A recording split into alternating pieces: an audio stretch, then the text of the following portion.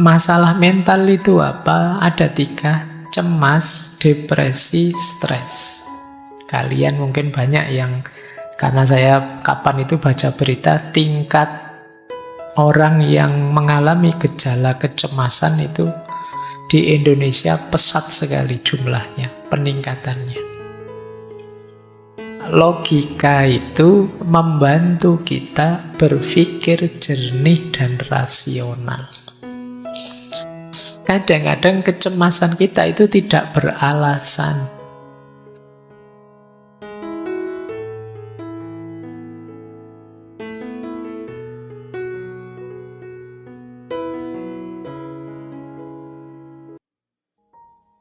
Filsafat itu memberi kita kerangka makna hidup. Menunjukkan kita tujuan ideal hidup. Dan ini menenangkan. Banyak orang yang hidupnya tidak punya tujuan, tidak punya idealisme, dan lain sebagainya, sehingga ngambang, sehingga mudah stres. Orang itu kalau punya tujuan hidup, punya visi, punya makna hidup, mungkin mengalami kegagalan-kegagalan kecil bagi dia biasa. Yang penting tetap lanjut menuju cita-cita besarnya. Dan cita-cita besar ideal itu ya kita menempuhnya lewat jalur filsafat. Saya sering bilang filsafat itu salah satu jalan untuk kita menseriusi hidup. Selama ini mungkin kita autopilot saja. Bahkan kalian mungkin kuliah sudah semester akhir juga masih belum punya cita-cita, belum punya tujuan. Kalau ditanya hidupmu mau kamu bawa kemana? Kamu ingin hidup yang seperti apa? Belum tahu, Pak. Belum mikir ke sana. Bahkan jurusan ini saya kira saya juga salah ngambilnya. Kamu bisa begitu. Kamu bisa sampai dewasa tidak punya orientasi, tidak punya tujuan. Nah, filsafat membantu kita menemukan itu. Jadi menarik, kalau itu gangguan mental sifatnya, masalah-masalah mental seperti cemas, depresi, takut, solusinya 3. Logika, ilmu, dan filsafat. Nah, makanya kemarin kita ngaji terus yang jadi buku itu judulnya Menjaga Kewarasan. Jadi kita belajar filsafat itu bagian dari menseriusi hidup biar kita tetap waras. Karena waras versi kita itu kamu cari di ChatGPT juga tidak ada. Seandainya ada juga tidak mesti cocok. Karena yang tahu hidup kita itu diri kita. Coba kamu tanya ya di GPT, wahai ChatGPT, tolong bantu saya biar saya bahagia bagaimana ya. Dia mesti ngomong macam-macam tapi tidak mesti cocok dengan kita. Karena yang tahu diri kita itu kita sendiri. Nah, di sini gunanya kita logika. Di situ gunanya kita belajar sendiri biar dapat ilmu, belajar cara berpikir filosofis biar bisa merangkai makna untuk hidup kita. Baik, ini gangguan jiwa jenis kedua. Nanti ada gangguan jiwa jenis ketiga.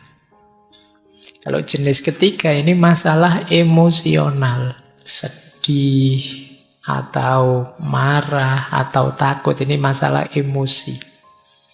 Batin yang lelah, ini masalah emosi. Nah, kalau masalah emosi, menurut Ibnu Sina, solusinya adalah terapi emosional. Nah, terapi emosi kalau tadi logika, ilmu, filsafat, kalau ini musik, puisi, dan seni. Nah, ini menarik ya. Jangan salah, Ibnu Sina juga ahli musik. Beliau bisa memainkan banyak alat musik, juga bisa menyanyi. Nah, baik. Musik, kata Ibnu Sina, bisa membantu kita untuk meredakan ketegangan, menemukan kedamaian, juga mengekspresikan emosi.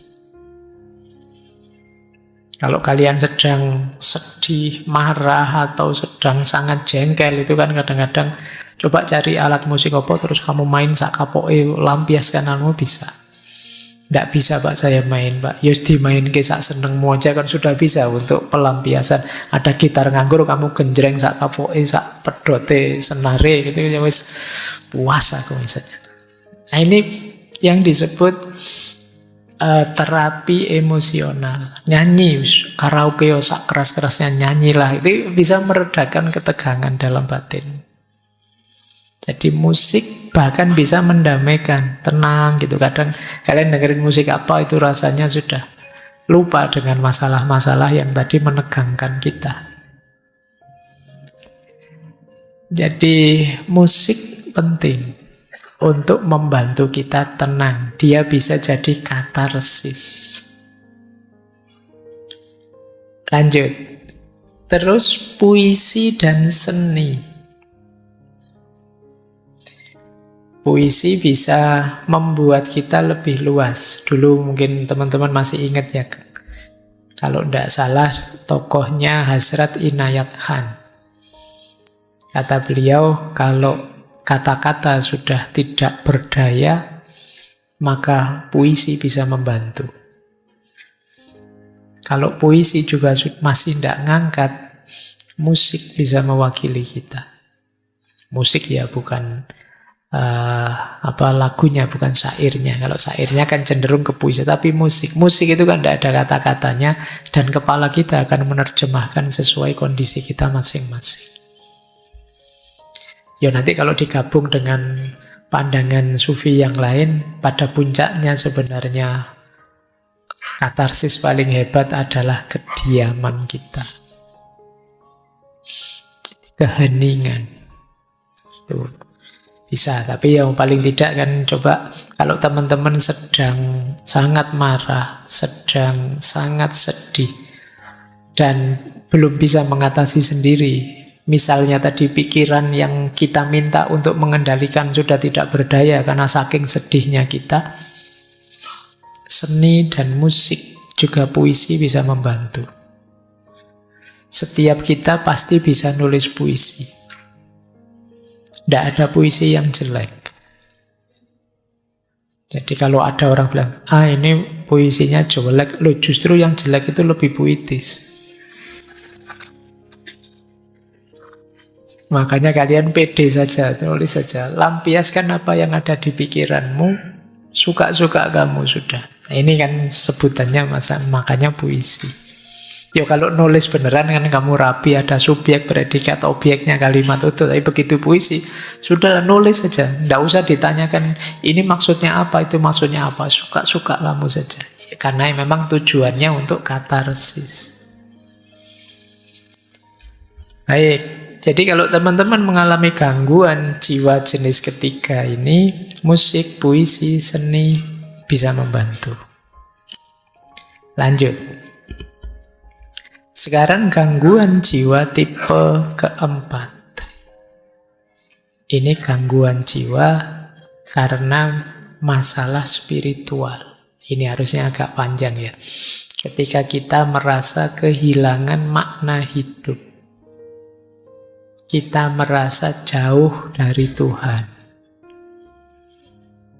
Nah, kata Ibnu Sina, ambil terapi jenis spiritual.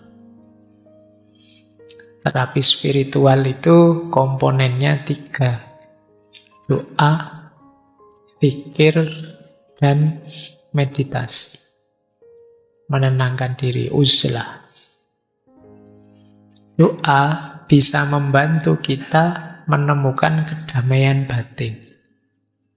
Zikir bisa membantu kita fokus pada hal-hal yang positif.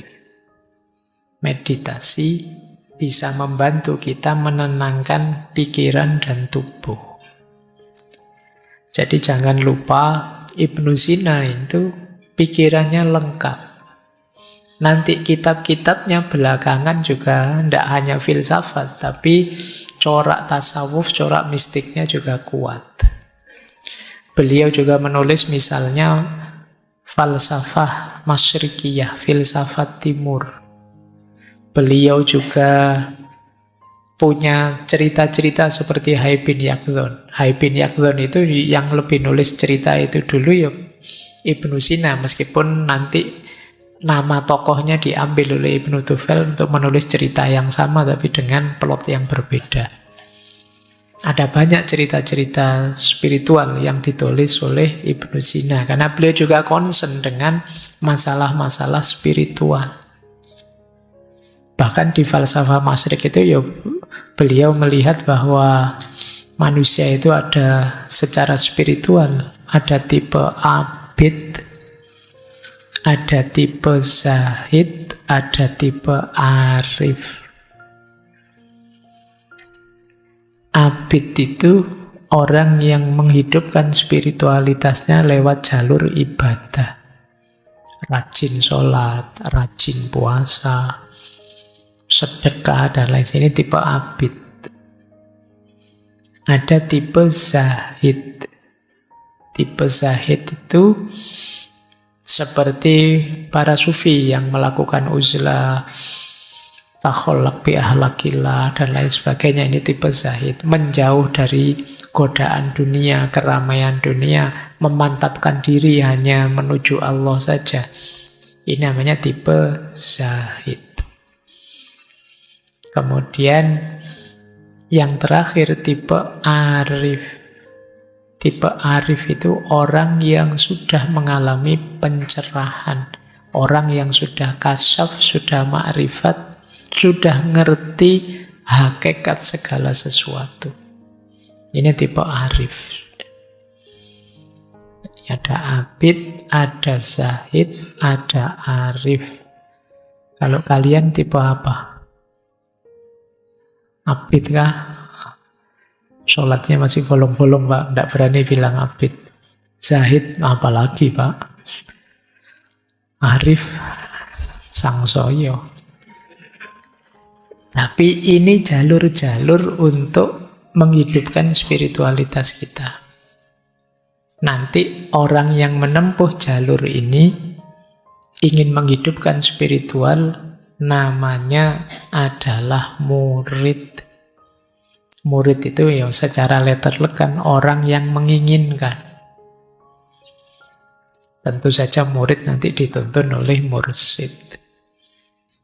Orang yang menuntun, menunjukkan. Jadi baik, masalah spiritual, orang menyebutnya hari ini ada istilah krisis spiritual. Krisis spiritual itu tidak sekedar lupa Tuhan, tapi orang merasa kosong, merasa hampa, hilang makna. Mungkin kalian sering bertanya pada dirimu,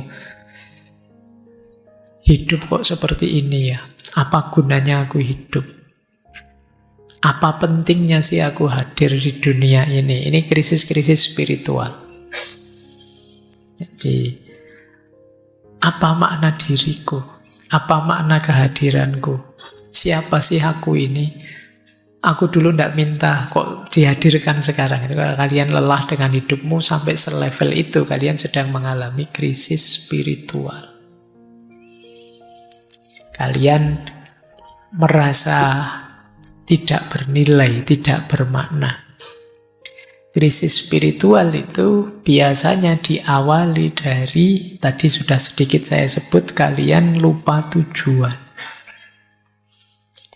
Kalian tidak tahu hidupmu itu mau kemana.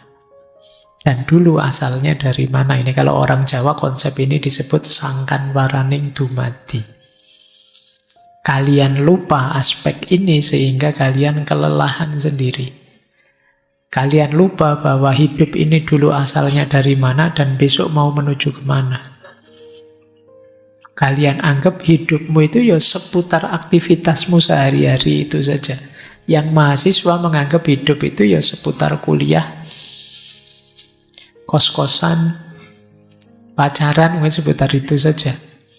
Padahal tidak sekedar itu kalian dihadirkan oleh Allah untuk hidup. Nah, kalau ada yang alami begini, batinmu sedang sangat lelah, berarti kalian sedang mengalami krisis spiritual. Hal yang sama sering disebutkan berhubungan dengan peradaban barat yang terlalu positivistik. Kalau teman-teman baca tulisannya Sayyidina Nasr itu, Barat itu maju luar biasa. Tapi dia melupakan satu unsur yang sebenarnya esensial, fitri dalam diri manusia, yaitu aspek spiritual. Sehingga kemudian belakangan kan banyak orang Barat yang kemudian geser ke ranah spiritualitas. Baik ya, kalian coba ya mulai introspeksi. Ya hidup kita ini lengkap sih, ada fisik jasadnya, tadi ada emosinya, ada mentalnya, ada jiwanya, dan ada unsur spiritualitasnya. Semuanya harus waras. Kalau ada yang tidak waras, ya hidupmu akan tidak seimbang, timpang. Jadi keywordnya konsep kesehatan mentalnya Ibnu Sina adalah keseimbangan. Makanya tadi cairan-cairan tadi tidak ada kok, harus cairan ini saja tidak ada. Ya semuanya penting tapi jangan berlebihan. Jangan ada yang terlalu dominan, nanti akan menyusahkanmu. Baik, nah solusi apa kalau kalian mengalami krisis spiritual? Ya terapi spiritual. Yang pertama doa. Doa itu tidak sekedar minta pada Tuhan, tapi juga kesadaran kita bahwa kita itu lemah.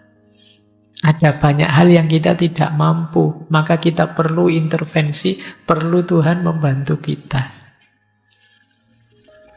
Jadi, dan bukan masalah dikabulkan atau tidak dikabulkan kalau dalam konteks ini, tapi kesadaran kita bahwa Tuhan selalu ada, selalu hadir, dekat dengan kita, itu sudah membuat kita nyaman.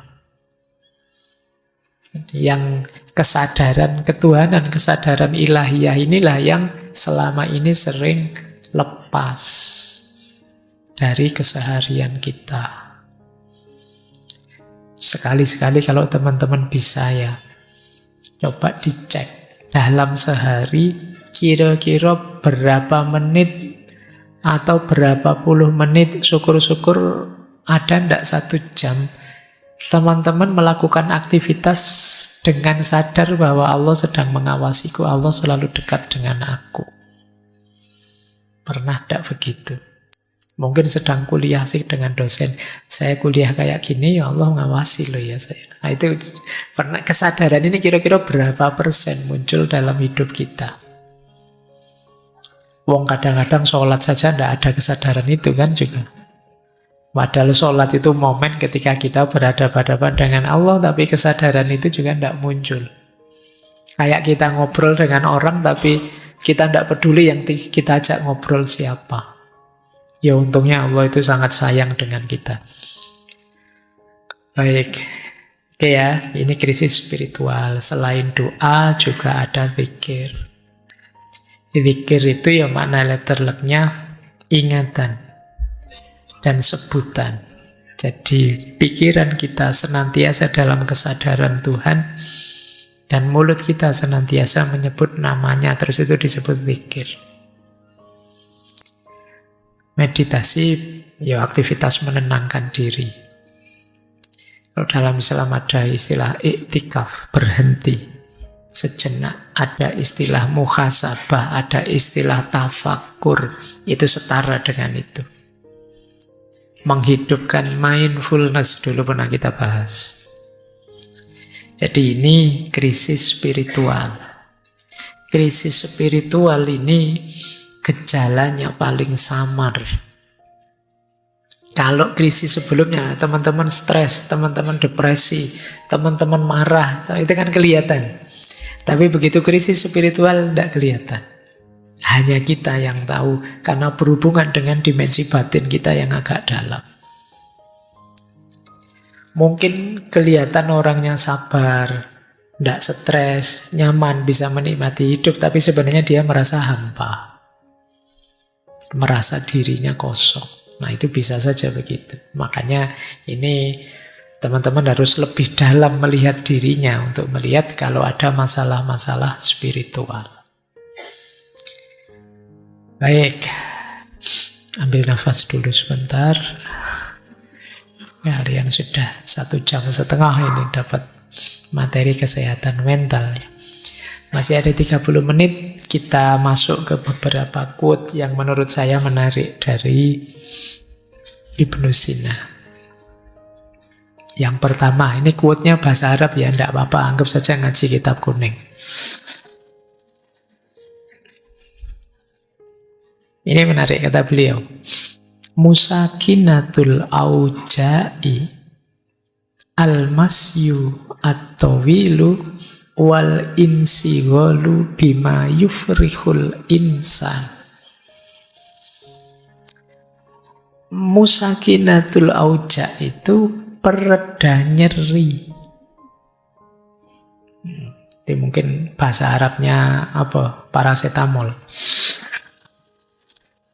Ya, itu musakinatul auja.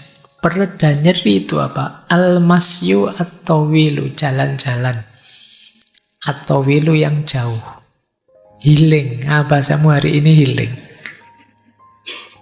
Ya biasa, kalau kamu sedang pusing terus teman mengejak jalan-jalan yuk tak traktir, langsung sembuh mesti pusingnya. Jadi al-masyu at-tawilu. Tapi yang menarik yang kedua, wal insighalu bima yufrihul insan. Dan menyibukkan diri dengan hal-hal yang membahagiakan orang lain. Itu bisa menghilangkan nyeri.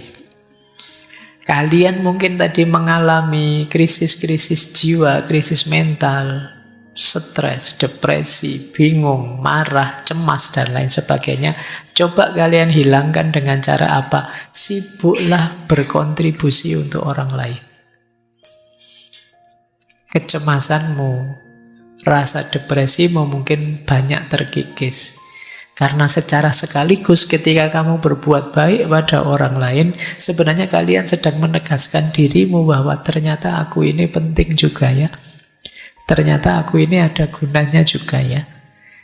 Ternyata aku ini meaningful juga dalam hidup ini. Itu menggembirakan.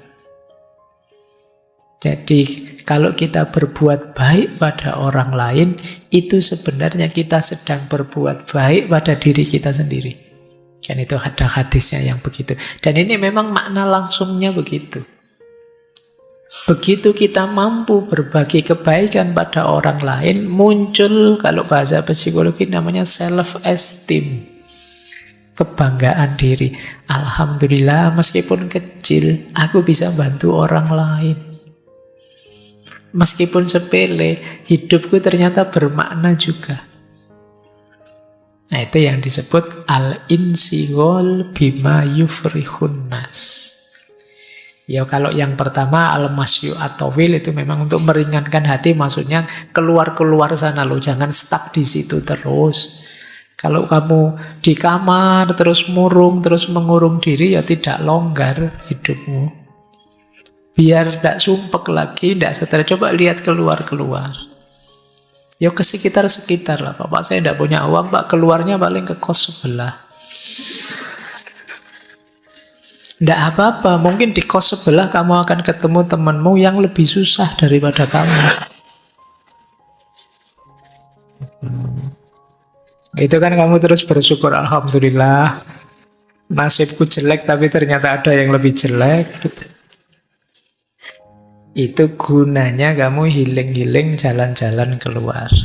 Nah, ini menarik ya satu kalimat ini, musakinatul auja. Lanjut. Quote kedua. Nah, ini wanti-wanti dari beliau. Ini yang kadang-kadang kita berat menjalankannya. Ihdharul batnah. Jagalah benar-benar perutmu. Fa inna aksaror ilali innama tatawalladu min fudulit to'ami. Sesungguhnya sebagian besar penyakit itu muncul dari berlebihan makan. Ini nanti hubungannya dengan diet ya. Makanlah yang tepat sesuai kebutuhanmu. Tidak hanya yang bergizi, tapi termasuk tadi ya, yang sesuai kondisi mentalmu. Mungkin kamu perlu memperkuat unsur apa, melemahkan unsur apa. Karena kuncinya ada di makanan. Maka peringatannya Ibnu Sina, ihdzarul batnah. Khawatirlah dengan perutmu. Jadi jaga. Karena perut kita itu sifatnya sangat toleran, terbuka. Apa saja kita masukkan, dia terima. Kalau mulut kan enggak. Mulut itu pahit kita muntahkan. Enggak enak kita lepeh. Tapi kalau perut kita isi apa saja dia oke. Makanya kita harus menjaganya dari luar. Karena di dalam dia welcome saja sih kita kasih apa. Sarapan gorengan oke. Nanti makan siang gorengan lagi oke. Malam-malam gorengan lagi oke. Seminggu 7 hari Indomie terus oke, tidak apa-apa. Dia nerima saja. Padahal kunci kesehatanmu ada di situ. Ada yang bilang perut itu otak kedua, kepala kedua kita. Jadi sebagian besar penyakit jalurnya di situ. Maka perhatikan apa yang kita masukkan ke dalam perut kita. Baik, ini quote kedua. Kita lanjutkan, ngaji lagi. Al-musta'iddu lisyai' takfihi ad'afu asbabihi. Orang yang siap.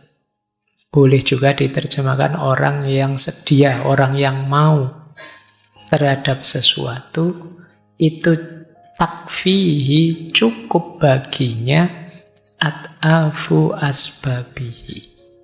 Sebab yang paling lemah, paling ringan, tidak masalah. Misalnya begini loh.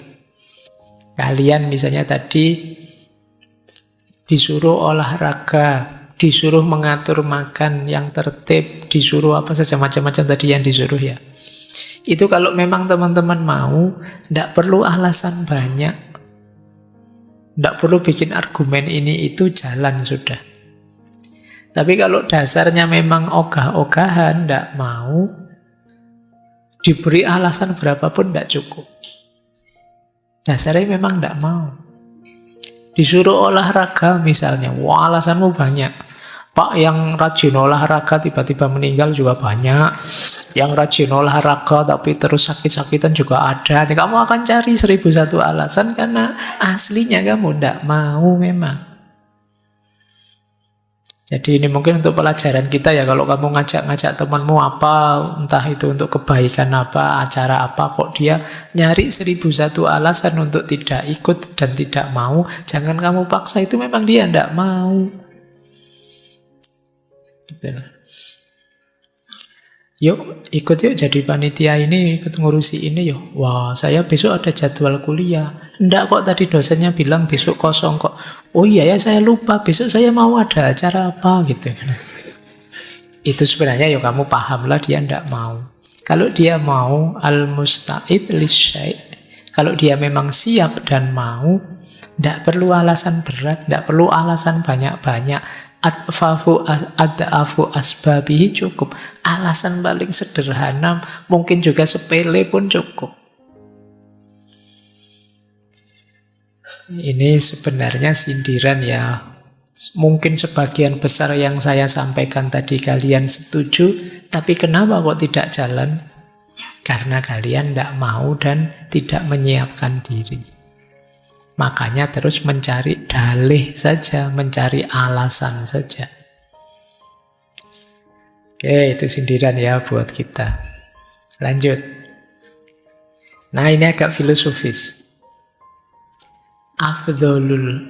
Ufaddilul hayat al-qasirah wal wasi'ah alal hayatid doyikoh wat tawilah. Kata Ibnu Sina, aku lebih memilih hidup yang pendek tapi luas daripada hidup yang sempit meskipun panjang. Bisa dipahami ya? Ini mungkin sederhananya, aku ndak minta umur yang terlalu panjang. Pendek juga ndak apa-apa, tapi luas. Luas ini maknanya bisa macam-macam. Makna pertama luas itu, kamu ngalami macam-macam, mengeksplorasi apa saja sesuai yang kamu inginkan. Jadi umur saya sih tidak panjang, tapi saya ngerti mana-mana dan ngerti apa-apa, ngerti macam-macam. Ini daripada umur panjang yuk, tidak ngerti mana-mana, hidupnya itu terus begitu, terus tidak ada perkembangan, tidak ada perubahan. Itu namanya al-hayat ad-doyikoh, hidup yang sempit. Yo kalau bisa memang al-hayat al-wasi'ah wat-tawilah. Cuma kan itu karepmu. Kalau disuruh milih, kata Ibnu Sina, ya ndak apa-apalah, ndak terlalu panjang usia, tapi luas. Luas juga bisa kalian artikan kebermaknaan hidup. Jadi meskipun usiaku ndak terlalu panjang, aku bisa memberi banyak manfaat ke orang yang sangat banyak, sangat luas. Nah, jadi itu lebih aku pilih daripada usiaku panjang ndak ada gunanya. Nah, ini yang jadi idealnya Ibnu Sina, makanya beliau sepanjang hidupnya sibuk sekali berkarya, mengeksplor kemana-mana. Biar apa? Dia bisa luas, memberi tambah banyak, mengeksplor lebih banyak. Jadi di usia yang tidak terlalu panjang, beliau bisa kemudian menulis 450. Anggap saja usia beliau berapalah. Misalnya 50-an tahun. Kalau 450, itu ya lumayan. Setahun itu bisa berapa? 8 lebih buku. Itu pun kalau sejak umur setahun sudah nulis buku ya. Nggak mungkin juga ya, mesti nulisnya umur 20-an tahun. Intinya kita nggak ada apa-apanya, wis gitu aja ya. Dan yang beliau sampaikan ini ya memang, nek basa Jawa ini sumbut. Memang beliau orang besar dengan karya-karya besar, manfaatnya sampai hari ini kita rasakan. Terakhir, ini tiba-tiba saya tertarik membawa ini. Mungkin tidak relate dengan tema sebelumnya, tapi mungkin menarik untuk bahan renungan teman-teman ya. Bulina biqaumin yadhunnuna annallaha lam yahdi siwahu. Bulina ini dari akar kata bala, musibah. Bully, mungkin istilah bullying itu dari bahasa Arab mungkin ya. Bulina itu kita diberi musibah dengan orang-orang yang menganggap bahwa Allah tidak memberi hidayah kecuali pada kelompok mereka. Maksudnya apa? Ini zamannya Ibnu Sina ya. Beliau menganggap banyak orang yang merasa dirinya dan kelompoknya lah yang paling benar. Kemudian kelompok yang merasa paling benar ini melakukan kezoliman pada kelompok yang mereka anggap salah. Itulah maka beliau pakai kalimat bulina. Kita diberi musibah dengan orang-orang seperti ini. Orang-orang ini kalau salah diingatkan ngeyel. Karena dia merasa yang paling benar. Pokoknya yang benar pasti aku, yang salah pasti mereka. Mental semacam ini memang berat dalam konteks hidup bersama. Makanya beliau menganggapnya ini semacam musibah. Kita diberi musibah dengan adanya kaum yang anggap bahwa Allah itu hanya memberi hidayah mereka saja. Padahal Allah itu yang Rahman Rahim, pasti akan memberi petunjuk, memberi hidayah siapa saja.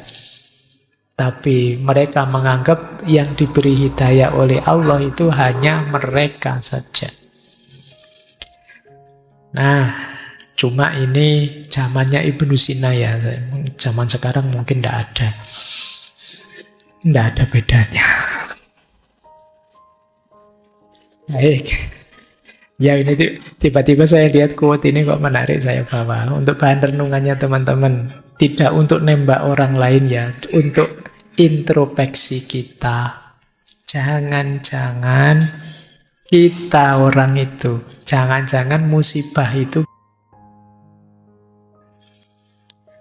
Makanya ada peribahasa, di dalam tubuh yang sehat ya terdapat jiwa yang sehat juga, mensana in corpore sano. Saya lupa itu dulu ada filosof yang punya teori itu. Sebaliknya juga begitu. Kalau kita tubuhnya tidak memadai, sedang capek, sedang lelah, sedang lapar, sedang lesu, ya tidak bisa berpikir. Jadi mekanisme yang di dalam tidak bisa. Baik, jadi ini sedikit uraian saja tentang hubungan antara jiwa dan tubuh. Kuncinya tetap ya, yang di dalam harus dikendalikan oleh pikiran kita.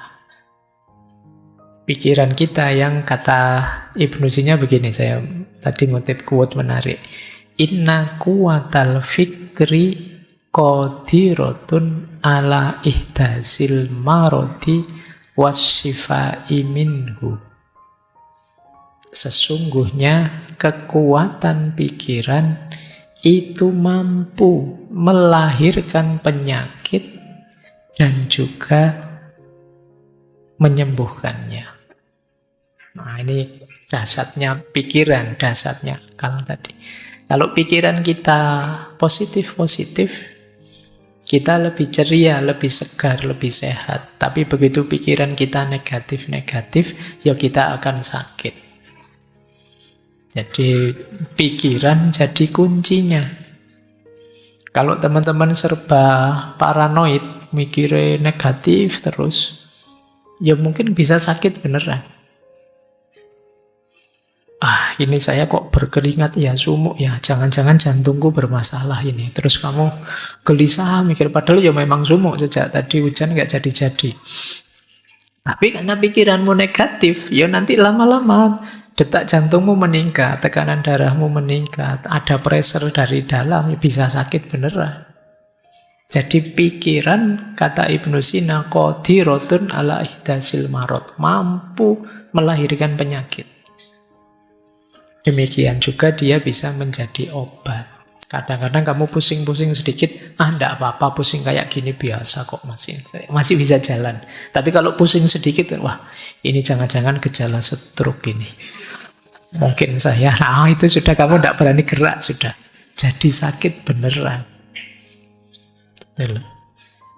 Baik, maka kendalikan pikiranmu karena banyak penyakit yang muncul dari pikiran.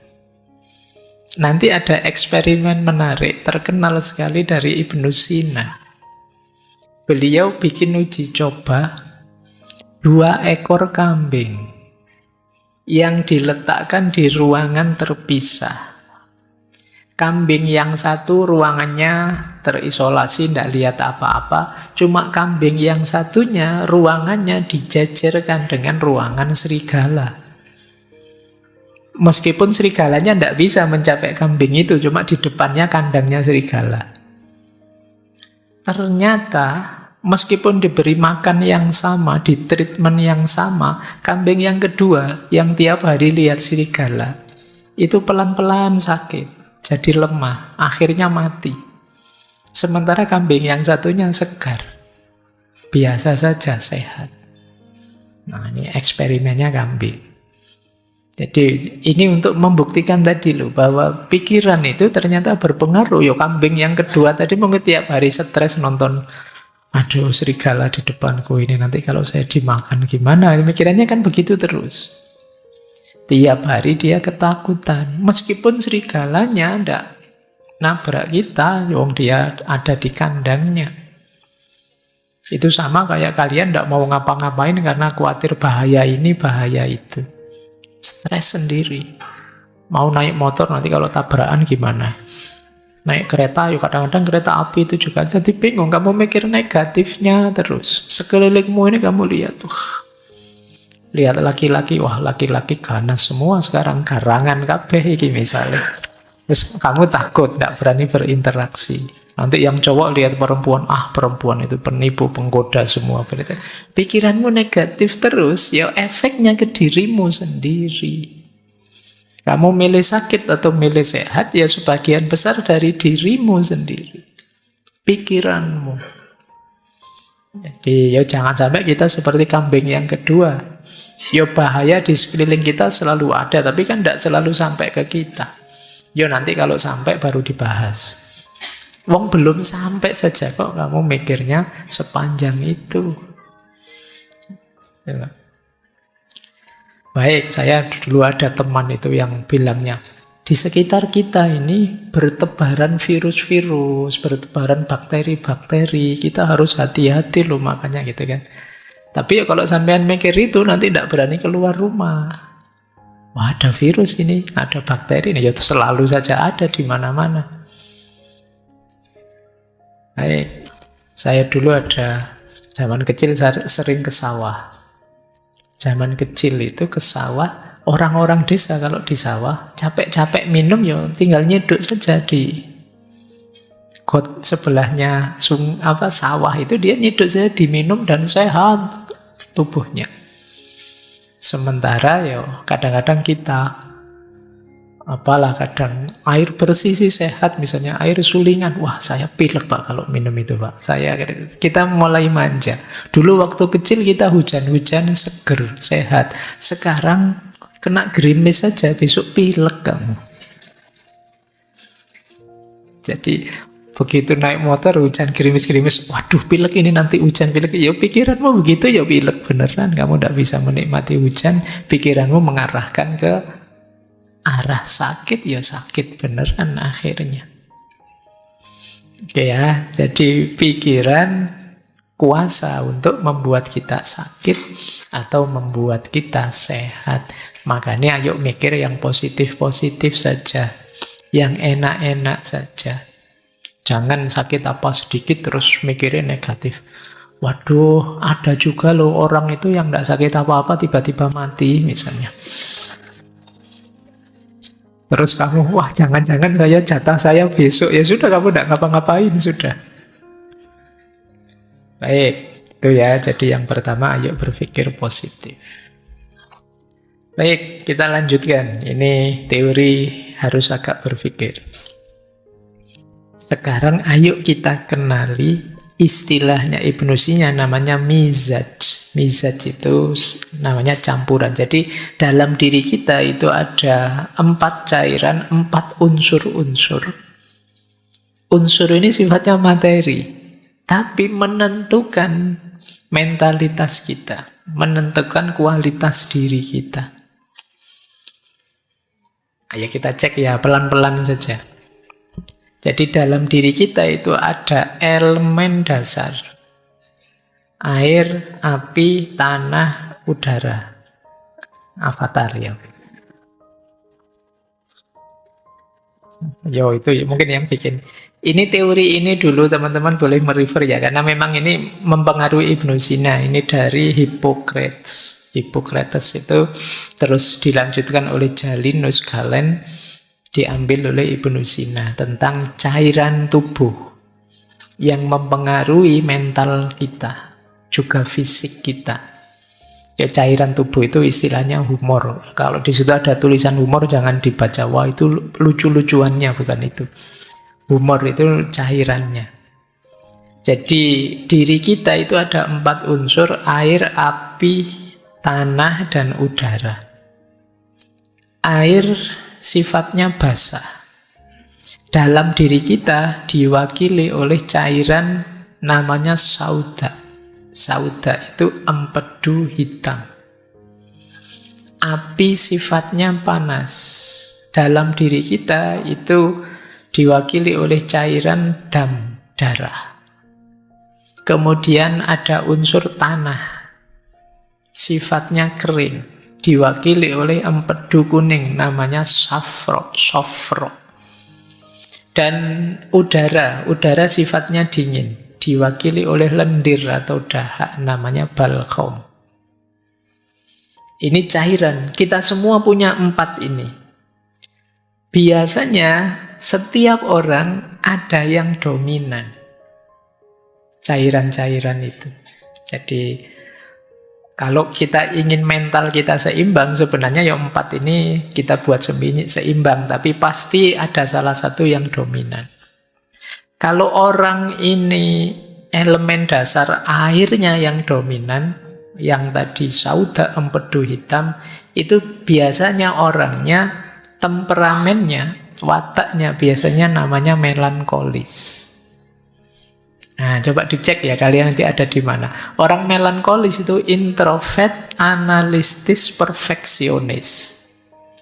Pendiam, jarang bergaul, perfeksionis, tapi teliti, analistis. Kelebihannya orang melankolis, itu dia terorganisir, penuh rencana, serius hidupnya.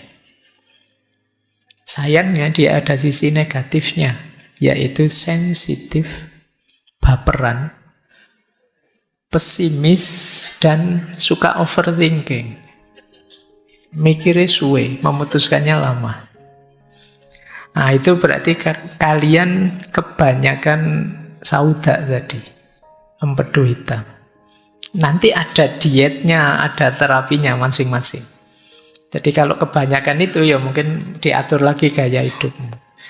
Introvert, analistis, perfeksionis. Kalau kalian kuat di api, darahmu lebih dominan. Kepribadiannya namanya sanguinis. Kepribadian sanguinis itu kebalikannya melankolis. Dia ekstrovert, optimis, spontan. Kelebihannya orang jenis ini enak diajak komunikasi. Kalau ada dia rame situasinya, ceria situasinya. Sayangnya orang seperti ini sulit diajak komitmen, susah berorganisasi, terus biasanya tidak konsisten. Jadi tipe ini kalau jadi supporter enak. Rame dia. Kalau buat rame-ramean enak. Tipe sanguinis. Ini kuat di dam atau darah. Ciri panasnya. Kemudian ada kalau yang dominan unsur tanahnya. Empedu kuning atau soft rock. Ini temperamennya namanya tipe koleris. Tipe koleris ini orangnya tegas. Enak jadi leader, ambisius. Kelebihannya dia fokus, pekerja keras, pinter memutuskan. Sayangnya tipe koleris ini agak arogan. Ingin dominan. Karena dia punya karakter leader, jadi dia ingin menguasai. Terus empatiknya kurang. Jadi tidak bisa merasakan yang dirasakan orang lain. Tapi enak kalau jadi leader. Karena dia fokus, bekerja, dan cepat memutuskan. Kalau ada di sini yang merasa tipe koleris, ya besok nyalon bupati ya buat DPR gitu. Kalian pas di situ. Nah, kalau yang keempat elemen dingin, elemen udara, dahak, lendir, banyak. Ini kalau kalian dominan di aspek cairan ini, tipe temperamennya adalah flegmatis. Orangnya santai, ndak baperan, pendamai. Pendamai itu ya sudahlah, ndak usah kaku-kaku, ndak usah serius-serius. Kelebihannya tipe flegmatis ini tenang, adaptif, mudah menyesuaikan situasi, dan dia pendengar yang baik. Kalau kalian punya teman tipe flegmatis ini enak, hidupmu nyaman. Sayangnya orang tipe ini itu kurang ambisius, cenderung malas. Ayo ya, coba dicek ya, kalian ada di tipe mana? Kalian melankolis, sanguinis, koleris, apa flegmatis? Kita semua ada unsur itu, tapi yang dominan yang mana? Itu nanti menentukan karakter kita, temperamen kita. Yo nanti ketika sudah sangat tidak seimbang cairan-cairan ini, nanti yo ada, nanti di kitabnya Ibnu Sina itu yo, untuk meningkatkan ini melankolisnya dikurangi makan ini, ditambah makan ini biar tidak terlalu melankolis, biar tidak terlalu sanguinis ya banyak makan apa, dikurangi makan apa, itu nanti ada. Cuma tidak saya tulis di sini satu-satu, nanti waktunya habis. Jadi ini namanya mizaj. Jadi mizaj itu 4 cairan yang terkombain dalam diri kita, masing-masing dengan ciri dan karakternya, ada basah, ada panas, ada kering, ada dingin, dan salah satu pasti dominan. Nah, coba ya kita kembangkan 4 ini. Ini mungkin kalau teman-teman nyari pasangan, nyari teman, berorganisasi, dan lain sebagainya, nyarinya kombinasi yang gimana? Ya, kita jelajahi satu-satu.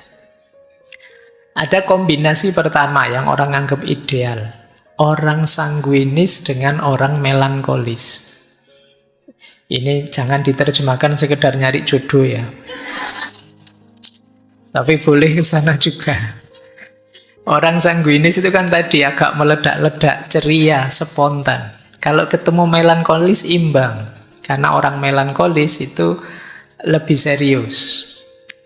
Jadi lebih rapi. Maka sanguinis melankolis ini kombinasi yang pas. Yang satu meledak-ledak, yang satu bisa ngerem. Tapi tantangannya, kalau pasangan seperti ini, bisa saja nanti yang melankolis jengkel terus. Karena yang sanguinis nggak pernah serius. Terlalu ekstrovert. Atau yang sanguinis juga jengkel terus. Ini orang kok serius, terus sensitif, terus nggak bisa diajak santai. Jadi ada tantangannya, ada kelebihannya. Ini kombinasi ideal pertama. Ya nanti kalau kalian coba ya, temanmu tipe apa, kamu tipe apa, itu ada di mana? Kalau sanguinis Pak, bubar. Ya. Rame mesti. Ya, kalau melankolis ya sunyi, senyap, sepi, tidak ada suara, tidak ada. Oke, ya ini tipenya memang beda-beda. Baik, ini kombinasi ideal pertama. Bisa juga kombinasi ideal kedua. Koleris ketemu flegmatis. Koleris tadi yang pemimpin, tegas, ambisius, ketemu flegmatis, yang lebih tenang, fleksibel, santai. Koleris bagian mimpin mengarahkan, flegmatis yang mengikuti di belakang, ngerem, menjaga keharmonisan. Ini enak, kalau kalian tipe tadi leader, cari yang flegmatis. Ini bisa saling mengimbangi. Yang satu ingin dominan, yang satu santai. Jadi tidak merasa ditindas, tidak merasa dianu. Dia lebih bisa menikmati, lebih bisa adaptasi. Tapi ya seperti tadi ada tantangannya. Bisa saja nanti kolerisnya capek, frustasi dia. Ini diajak maju, diajak berkembang kok tidak bisa ini. Santai terus. Sama, nanti flegmatisnya juga bisa sebaliknya. Dia tertekan. Pada akhirnya dia merasa, aku kok diatur terus toh ya, didominasi terus toh ya. Emangnya aku tidak bisa ngatur diri sendiri, lama-lama bisa begitu. Jadi ini kombinasi kedua. Koleris dan flegmatis. Baik. Kombinasi ketiga, dicoba ya nanti, sanguinis dan koleris. Ini mungkin juga bagus. Sanguinis yang ekstrovert tadi, dia kreatif, dia ceria, sementara koleris itu bagian yang mengarahkan, yang mimpin. Nah, cuma juga ada tantangannya. Orang koleris mungkin lama-lama akan jengkel karena sanguinis ini kok pinginnya seneng-seneng terus. Ingin ceria terus. Sementara yang sanguinis merasa yang koleris terlalu keras. Ini kombinasinya agak keras. Yang satu leader, yang satu seorang ekstrovert. Nah, ini kombinasi lembut. Melankolis, flegmatis. Yang satu detail merencanakan, yang satu tenang dan damai. Aman ya. Cuma ya tadi, akhirnya sunyi senyap. Jadi, tidak ada yang dominan. Dua-duanya pasif. Baik, ya mungkin kalau sedang bareng-bareng dua tipe ini ya isinya asik dengan dirinya sendiri. Nanti yang satu bilang, "Mbok, kamu ngomong apa?" gitu. "Ngomong apa ya?" Nggak ada, akhirnya nggak ngomong-ngomong, akhirnya diem semua.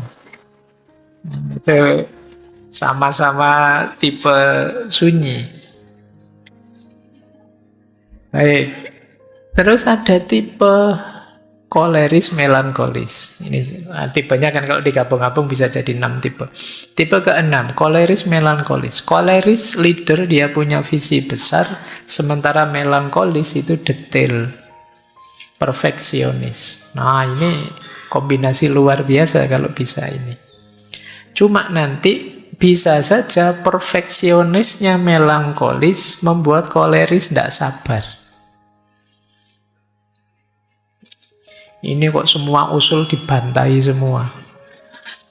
Kok selalu saja ada kurangnya. Mau dieksekusi kok dicegah terus. Ini bisa jengkel pada akhirnya kalau kombinasi koleris melankolis ini. Jadi yang melankolis juga bisa saja tertekan. Ini orang kok tidak sabaran sih, kok gerusa-gerusu sih, masih belum siap kok mau dieksekusi. Bisa saja begitu. Ini tipe koleris melankolis. Nanti ada tipe, ini terakhir, kombinasi ke-6. Sanguinis flegmatis. Yang satu ekstrovert, semangat. Yang satu tenang, nyaman, harmonis. Pada akhirnya, mungkin sanguinis dianggap terlalu impulsif, sementara yang flegmatis dianggap terlalu santai. Kebalikannya yang diam tadi, ini juga nanti bisa clash. Yang satu ingin ceria, yang satu santai saja, tenang saja. Nah, itu bisa saling jengkel pada akhirnya, meskipun ya dari sisi idealnya bisa saja pas. Makanya di situ istilahnya tantangannya.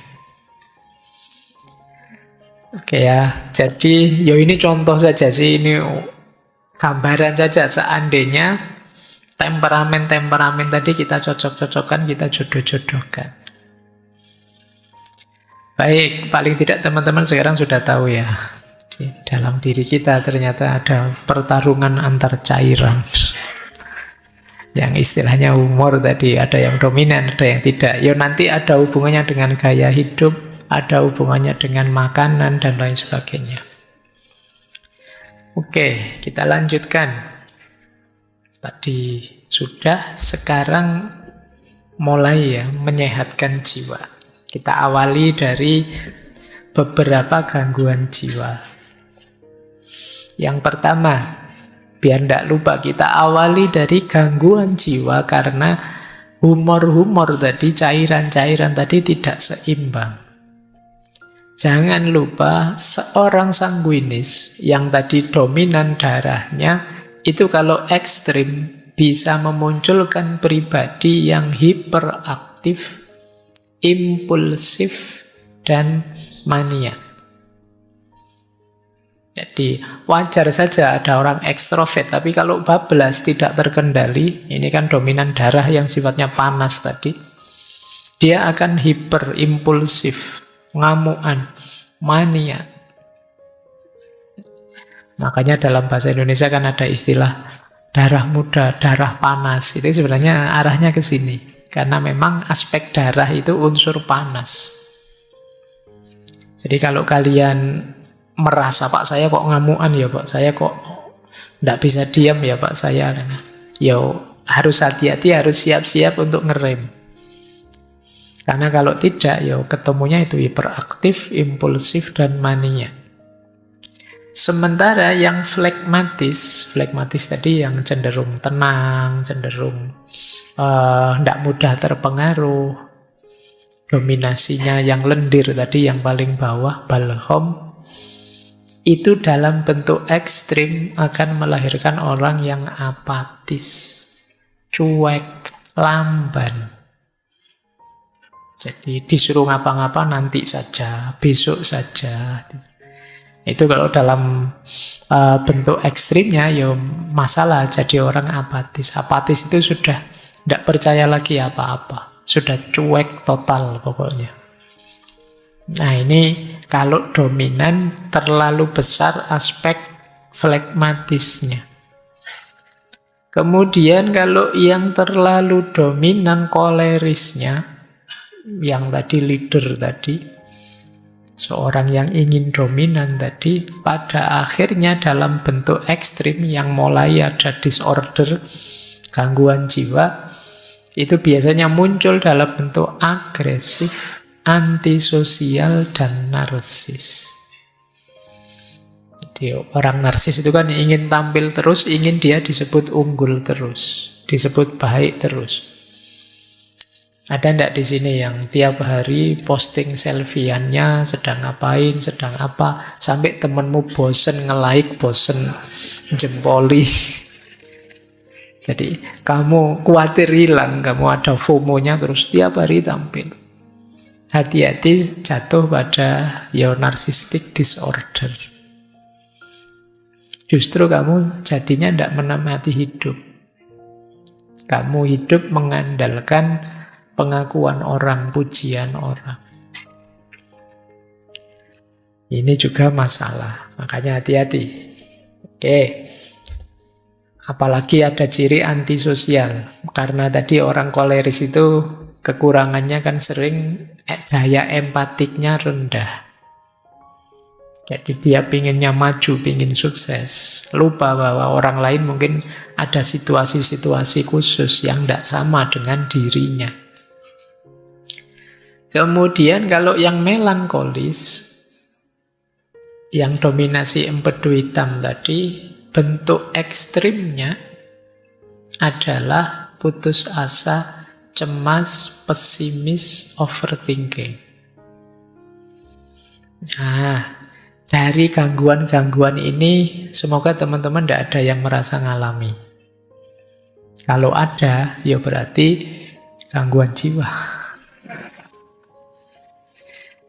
Ini bentuknya agak ekstrim, tidak apa-apa teman-teman, sekali-sekali kalau memang merasa terganggu dengan ini, datang saja ke psikolog, psikiater. Tidak apa-apa, itu bukan aib, ya sama kayak sakit fisik kita nyari dokter, ya sakit mental juga kita cari ahlinya. Kalau memang sedang gelisah. Kalau sarannya Ibnu Sina apa?